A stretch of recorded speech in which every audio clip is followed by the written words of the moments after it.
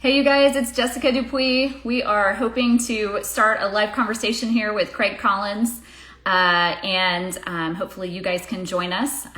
Most of what we're going to be talking today is about Texas wine with regards to a book that I've just released for the wines of Southwest USA. And we are going to bring Craig on right now. There he is. I see him. It worked, I think. We're waiting for him to join. So thank you guys for bearing with us. Just a little bit of some technical difficulties. There he is. Hey. Hi, Jess. How are you?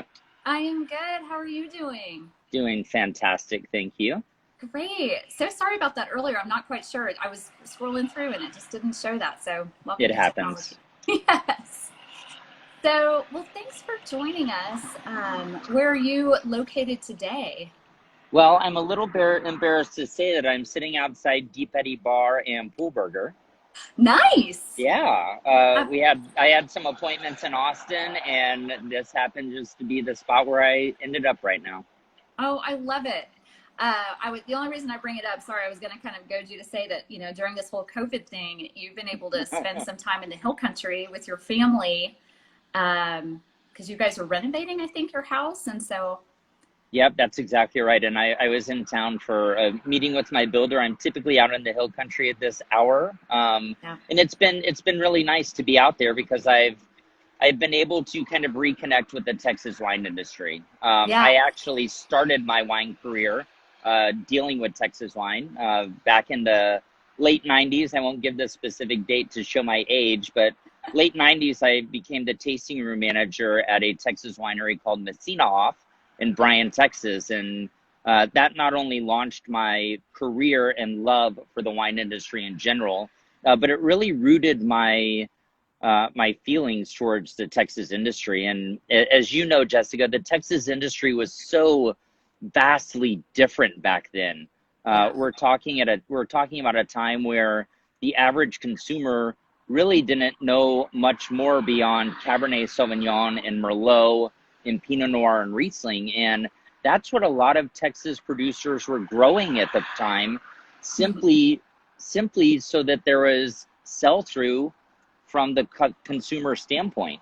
yes, yeah, And in that short, like say 20 years, we have come leaps and bounds as a Texas industry to where the past 5 or 10 years specifically, I have seen dedicated growers that are planting the proper grape variety for our soil, for our climate. We're seeing a lot of Mediterranean grape varieties grown, and we're seeing tremendous success to where now there's producers that I happily recommend to friends on a consistent basis, whether I've had the current release or not, because they're making great wines because we have finally started planting the proper grape varieties for our climate.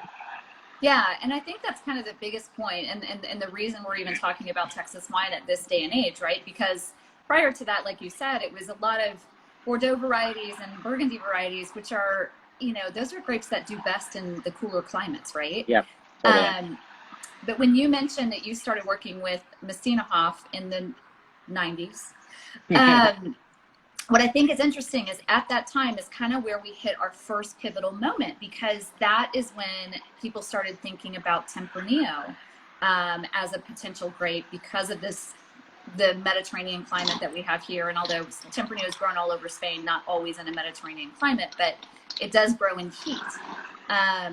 But in addition to that, we started to see more. Do you have like a recollection of any producers that you noticed like in your wine career, like going, oh, wait a minute, he's making this or she's making that? Like any come to Yeah, mind? that first moment for me was really with McPherson Cellars, to be honest. Like Yeah. some of the white wines that he was putting out at the time, I remember specifically a Roussan that he did. Yes. I will never forget the moment. It was at Papa's Brothers Steakhouse in Dallas, Texas, and this is probably, I don't know, 10 or 12 years ago. And for those of you that don't know, when you go to Papa's Brothers Steakhouse, you go pretty big. Yeah. They have an amazing deep wine list. Jason Highsaw at the time was one of the sommeliers on the floor, and he came over to the table, and I was on my father-in-law's budget that night, so I was ready to go. And I listed a bunch of white Burgundy that I wanted, and Jason Highsaw looked at me, he said, I have a Texas Roussan that I think you're going to love. And I was like a little disappointed at the moment because I'm at Papa's Brothers Steakhouse and I was ready to go with Burgundy, but knowing him and trusting him, trusting his palate, I said, yeah, we'll try the Roussan. And my wife, April, some of you know, she's in the industry as well. It blew both of our minds. And that was really the first moment when I was like, wow, if we stay focused on farming, if Yep. we continue to plant the proper grape varieties, Texas could do great things. And we've seen a number of people join that bandwagon ever since. Yeah, absolutely. And I'm so glad. I didn't mean to lead you, but I knew you were going to go straight to McPherson. I love that oh, this is so great. We've got a couple more people joining us. I'm excited to see. Welcome, La Cruz de Comel Wines. Mr. Lewis Dixon has joined us. Anyway, I'm just so glad to hear that you mentioned. Oh, go ahead. What were you I was just going to say, Lewis has always been one of the early adopters of continuing to move the industry forward, trying things that people are like, you're crazy, dude. And he's like, I know, but I think this is going to happen. And we're finally there after the hard work of a lot of these individuals. I think so too. I think that was one of the things that was exciting about writing this book, was kind of trying to pare it down. So as you know, having followed things now for, let's say, the past couple of decades, right? Like, we have over 450 permitted wineries in the state of Texas, and we can talk about the definition of what that means in a different day. But trying to figure out the people who are not only who had a stake in the history of it, but who are pushing things forward, I think was a really big key to figuring out how this book was going to kind of play itself out. And you're right. I think people like McPherson and Lewis Dixon, everybody has kind of played a key role in where we are today, which brings me to a question for you. So you've spent a career, let's just list. I mean, you've done distribution, you've done restaurant, beverage director, and you're now in importing, but you still have a connection to Texas wine. And I just want to make sure we talk about this, because you're not just, you're not the kind of person to just jump into something lightly, but this year you decided to put your name on a Texas wine. So tell me a little bit about how that came about. Yeah, I did. As you mentioned, my family's currently living out in the Texas Hill Country, so we're closer than ever to some of the best vineyards in the state. And I have two small boys that constantly need attention and supervision. And so before and after nap, my wife and I, as a afternoon activity, would just start visiting some of the local wineries. A chance for us to have a glass of wine, a chance for them to run around the vineyards, and literally that's how it started. And as we went to more and more wineries, I started to recognize that I really missed being able to professionally support the Texas wine industry. It's where my career began. When I was a beverage director, I was always able to promote something as a by the glass feature, or I always felt connected. And as a means to continue that, I formed a relationship with William Crisp's winery, with Chris Brundant specifically. Awesome dude. And I don't know, we started doing some barrel tastings back in February or so, with no real thought of what was going to happen in mind. And then COVID hit, and it was in the middle of spring break here in Texas, and I was down on the Texas coast with some friends that own some restaurants, and my fishing partner was not able to join us because he had to close his restaurants and furlough his employees. And after a couple of margaritas one morning on that vacation, I looked at my wife and I said, I was bummed. There was nothing that I really felt like we could do. Curbside pickup is awesome, but that only goes so far. And so, I got this harebrained idea of like, why don't I call Chris? I just formed a relationship with him, and why don't we put some juice in a bottle? I had tasted out of a cement tank, ambient yeast. I had tasted this amazing single vineyard Senso, and I called him up and I said, what if we bottle that right now, keep it fresh and light and crisp and amazing? Let's donate all the proceeds to the Texas hospitality industry. And we did a production of 508 cases, and we were thankful to everybody's support. We raised $43,000 for the hospitality industry, and it was a really fun project. Who knows where it's going to go? But it was a great experience, and more than anything, being able to taste 150-ish barrel samples of Texas wines, it really started to open my eyes again to the quality that is out there. And it was a really fun experience. I remember you saying that when we first talked about the project release, that you were like, I just was so amazed at how serious these guys are. I mean, you know, when you go to the barrel room, if you get a chance, or the winery itself at William Chris, it's almost like a little bit of a Willy Wonka situation, because they're willing to play with things. So yeah, they've got a concrete egg. They've had one for years. They've got all sorts of stuff there that they're wanting to make wines with, but with the specific intent of trying to reveal like the terroir of Texas. And I would love to ask you, because you mentioned the grape. First of all, the wine is delicious. I bought myself a case. It's almost gone. And if Thank you. didn't get any, too bad. You're out of luck. It's gone. I mean, the winery sold all of it, so it's out. But tell me about Cinsault. Like, tell me about a couple of grapes that you're kind of having this aha moment. Like, oh my gosh, this is it. This might be it for us, you know? Yeah, you know, I think for the reds, you mentioned Tempranillo. To be honest, it's not my favorite grape variety because it's prone to oxidation. I think Texas Tempranillo is really good. It's just, it doesn't fit my palate preference. Right. I've had some really awesome Syrahs that are showing a lot of those non-fruit characteristics that I appreciate. And this Cinsault, like, I feel like Cinsault is an under-respected grape variety in general. It's always used as a blending grape in southern France. It's used as a blending grape in Provence and in the Rhone Valley to really freshen up things. But at the end of the day, Texas is so dang hot that we need freshness anyway.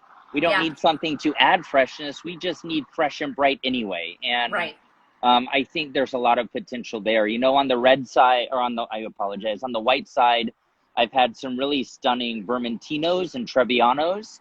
And also, I think Peak Pool is starting to come on in a really interesting manner for Texas. Yeah, I'm glad you mentioned that. I mean, first of all, earlier in the conversation, you mentioned Roussan for Texas, and we should give a shout out to Jason Heisel. He's not on here, but I'll make sure to give him a hard time, because he has been an ambassador for Texas wine literally for the past year. And the Roussan, to me, has been really exciting as an alternative for people who love a Chardonnay, particularly more like steely Chardonnay, not the oaky stuff. And so, but Peak Pool, you know, I think it's Bending Branch Winery that was kind of the first to say, maybe we should check into this. And they started planning it. But then you've had McPherson make some beautiful Peak Pool. Lockstraw Cellars makes some amazing Peak Pool. Yes. And it's inexpensive as well. I know. Yes, exactly. Which you speak to freshness as being an important part of things. And, you know, those varieties all have a great deal of acid in them. In general, at least, you know, I mean, Peak Pool, they call it the lip stinger in France, right? But it's hard to keep acid in the Texas soils, right? We've got high pHs, and to add that freshness, or to maintain that freshness in the grapes is hard. So I'm curious, you know, Cinsault, you mentioned some of these white grapes. I know a lot of guys have leaned into Merved as a potential for that. Sure. What does that mean in terms of, and I don't want to get too geeky, but I think it's important. What does that mean in terms of a style that might be developing for Texas wines? Are we ready to talk about that yet? Or? I don't think we're quite there. I still feel like that stylistic preference for Texas in general is up to the producer, and it's very producer specific. Some of the producers that I have had deep conversations with and that I really respect, they're trying to move away from new wood. Yeah. Simply because we don't necessarily have the power of fruit to stand up to that new oak component. So when we're putting when we're putting our Texas fruit into that new wood, oftentimes the wood is really taking the front and center stage. So, you know, we mentioned William Chris with the cement tanks. I'm actually trying to convince Chris to get a second one because I think the stuff he's putting in it is so delicious. This year he put some Syrah in it, which should be great. But we're seeing more cement, we're seeing more neutral wood, and my hope would be that to retain that freshness, to retain the actual terroir and that grape expression, that people will start using more of the neutral aging vessels, but we'll just have to wait and see. Yeah, yeah. I think that's what's been exciting, is to see people at least try to experiment a little bit. I mean, that's the great thing. There's, you know, there's pros and cons to being kind of this emerging region, if you will, for American wine. But one of the pros is absolutely the fact that we're not restricted by anything right now. So even though we want to be focused on quality fruit and quality production, we can still play a lot with what that's going to look like for us. Yeah. I have a couple of quick questions for you, Jessica. Like, where do I talked about my thoughts on where I saw the history coming from for the state and where it is now.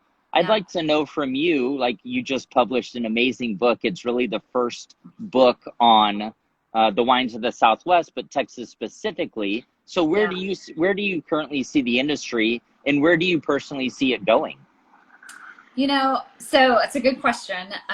It's hard to be the one voice on it. However, I mean, I've been covering Texas wine for over 10 years for Texas Monthly. So it's been an amazing journey. And I feel like I got in just at the right time, where all the things that you and I have been talking about here started to happen, right? Like warmer climate varieties, producers who are trying to focus on maintaining that freshness and trying to figure out ways to make that happen with the fruit that we're given based on the soils we have, right?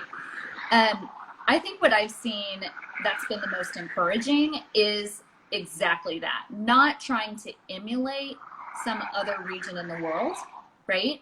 But like, and I should probably reference that at first, I think we were, you know, in the 70s and 80s, we were super excited about the fact that California was getting, you know, international recognition, and they were just going gangbusters and doing amazing things. And it's amazing for California, and they still do good at all the things that they do.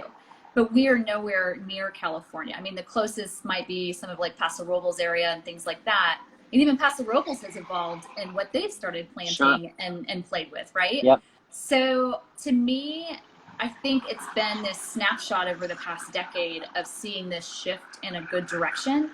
And I think quality is also being raised. So a lot of people are always surprised when I tell them that, you know, yes, there's the hill country, and it's responsible for all the, you know, the travel, and people love to come here and spend time in the hill country, and there's myriad wineries that they can go visit, which is really wonderful.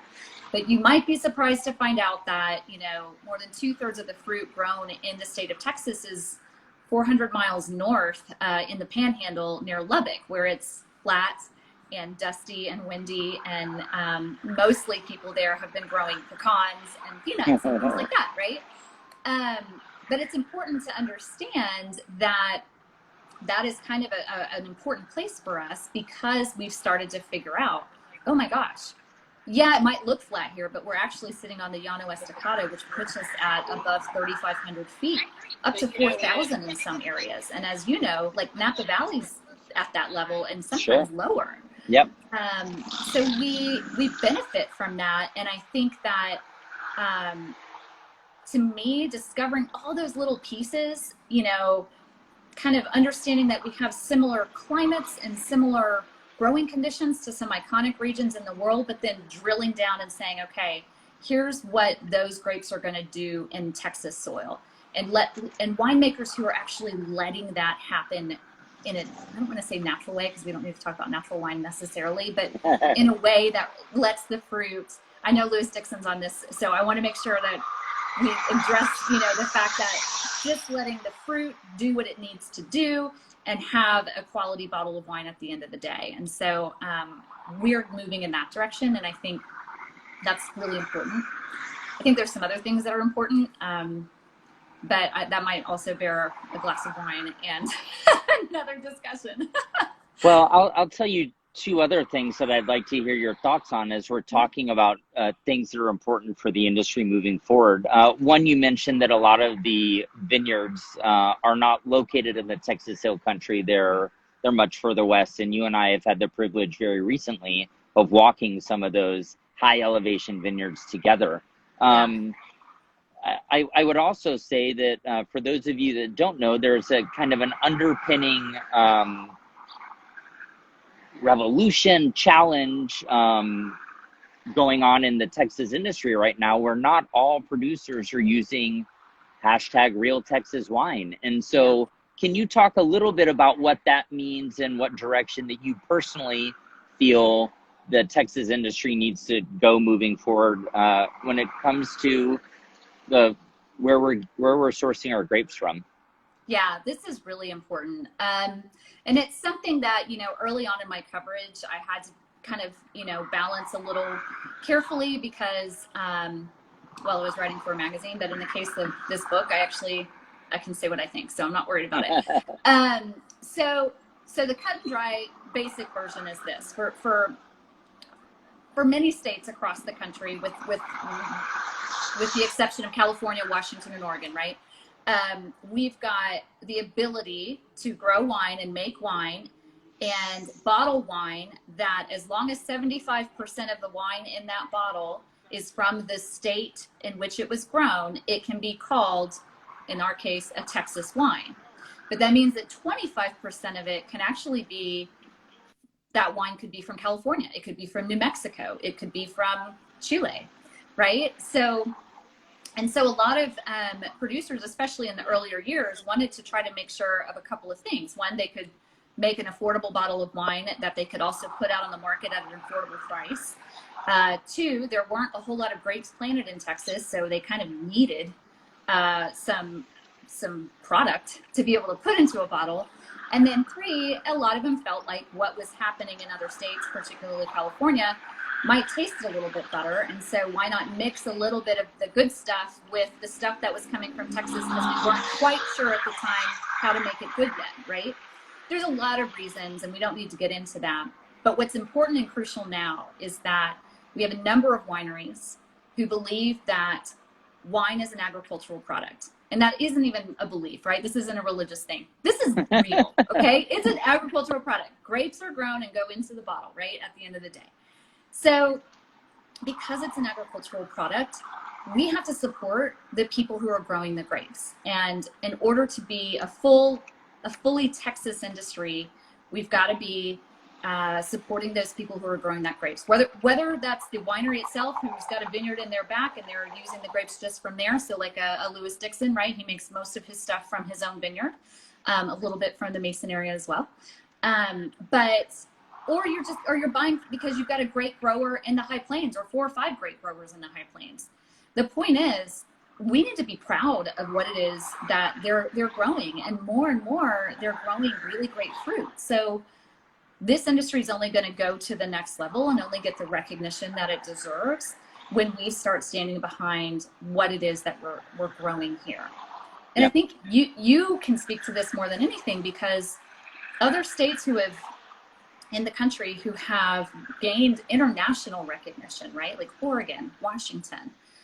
These are states who have gotten real serious about that and have said, we're going to create some laws to make sure that everybody sticks to the same guns here, that we are really going with the agricultural product first, supporting this and moving forward. So when somebody buys a wine from Oregon, they know where that fruit came from. And I think for me, the producers in this state who have gotten behind that and have kind of drawn a line in the sand, if you will, I think that's been an important part of the current story, and it's actually more important for the next 5 to 10 years. I could not agree with you more, and I think the statement you just made, the line has been drawn in the sand, and there are producers on both sides of that line, and it'll be interesting to see how that fleshes out. Jessica, the last question I had for you is surrounding marketing.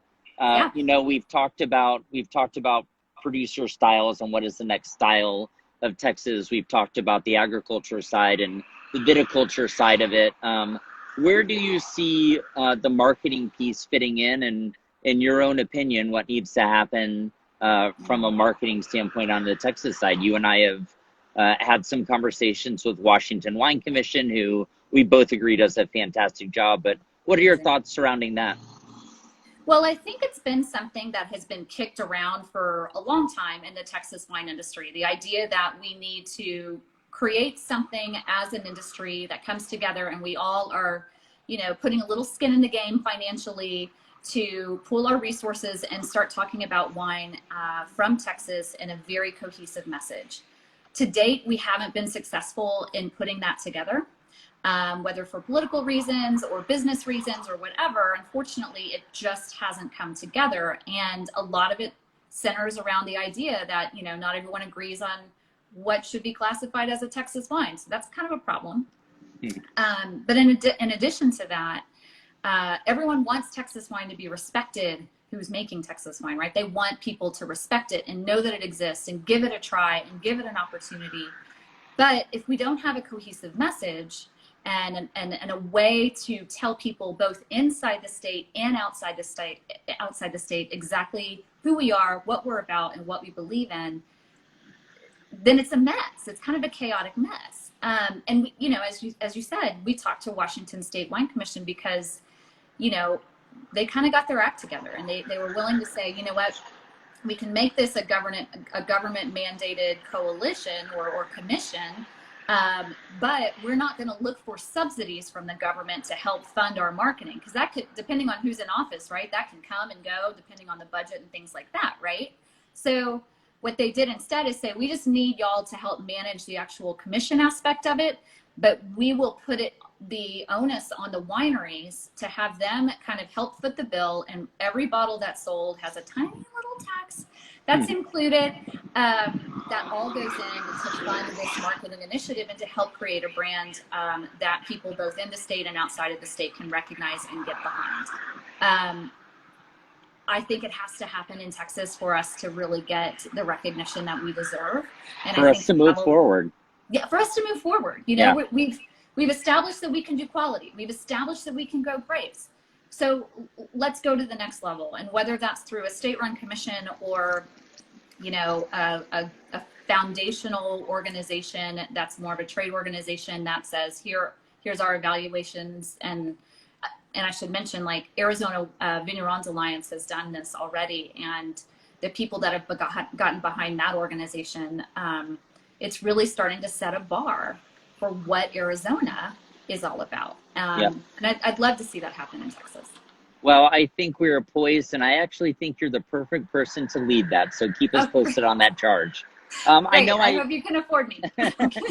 I know I said I only had one more question, but something else just popped in my mind. As the rest of the world is in the middle of harvest right now, and Texas, for the most part, has completed the 2020 vintage. We wrapped it up in general about a week or 10 days ago. Can you give us any early indication of the quality that we're going to see of the 2020 vintage? Well, it's kind of a mixed bag right now. So, and the reason I say that is the High Plains, where we get the majority of our fruit, really had a bad year, and not in terms of quality. They had great quality, but they had an early fall freeze in 2019, which very much adversely affected the harvest for 2020, right? So everything when those vineyards went into dormancy, everything was already kind of messed up for this vintage. So as a result, we only pulled in a fraction of what we normally harvest. The good news is it was good fruit. The bad news is it's just going to be less in terms of overall quantity on the shelves at the end of the day. The Hill Country had a really great year. Good growing season, great yields, good quality fruit. So that's kind of exciting for those people who have great contracts in the Hill Country. And I think you're going to see, as a result of a thing like this year, people starting to diversify and say, okay, I don't want all my eggs in one basket. If I have just High Plains fruit, then I might get in trouble if I have a year like this. So they're trying to kind of spread things out, right? So I don't know if that helps you. I think we've got to hedge our bets on Mother Nature in Texas. But I think we're starting to get there. Yeah, well, and to your point, like I know a lot of winemakers were scrambling to source fruit, and they're using unexpected sources to get fruit this year. So it'll be interesting to see how that goes. Yeah. Jessica, this has been fun. This is awesome. Yeah, thank you so much. And, you know, I probably should use the opportunity to kind of plug the book if you want to know more about the ins and outs and the geeky stuff about Texas wine, as well as New Mexico, Arizona, and Colorado. Please check out the book that we just put out, which is The Wines of Southwest USA. And you can buy signed copies of that on my website if you like, which is jessicadupuis.com. And you can follow along for more on Instagram at Jessica N. Dupuis.